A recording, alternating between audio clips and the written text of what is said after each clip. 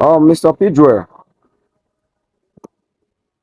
your I in your last video you were discussing about studying your spouse, your partner before going into relationship with him or her.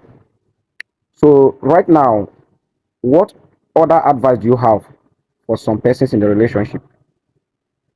Now, we'll talk about knowing your partner and knowing your spouse in relationship in marriage. Now, other advice I could tell you is now first and foremost you know yourself. Now, knowing your partner, I could tell you with all full sense of humility that love on its own has its own fault.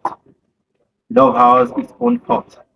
So, one thing about everything is now knowing your partner, watch out. Don't complain in everything. You do not have to nag or say things which are not everything in person sees that you will talk about. Now, ladies have their own personal default, same as men, same as guys. They have their own personal issues. Naturally, some guys they complain a lot. Why some don't complain? Why some ladies talk they can nag for Africa? Then what then are we saying? It's not everything you pinpoint. The moment you start pinpointing everything your partner does or anything your wife or your husband do, then you start creating issues.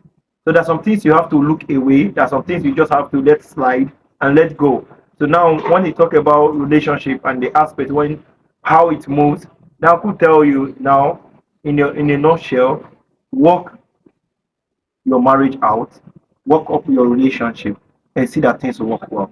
Now you have to be calm. Most times you have to act like a fool, not because you're a fool, but just for peace to reign and for things to work. Now I won't advise you to be in a relationship where you are being hurt, maybe have domestic violence and such as and so on and so forth. Now, when we're talking about a relationship which is so toxic, now I could tell you that some things which you have to do.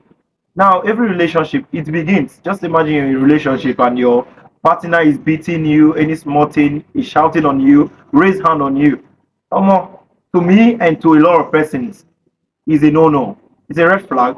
But so most of the time, some ladies like when guys actually hit them. To some persons, they feel like this is a correction. I've seen relationship where I've counseled by God's grace, and the young lady was like, she doesn't want the relationship anymore. What happened? She said that the guy is too good. So the issue is that the guy is too good. The guy doesn't hit her. The guy doesn't. There's no girl outside there that the guy is called to say, "Oh, this guy is the one calling," or something to make her feel more jealous or something like that. So that became an issue.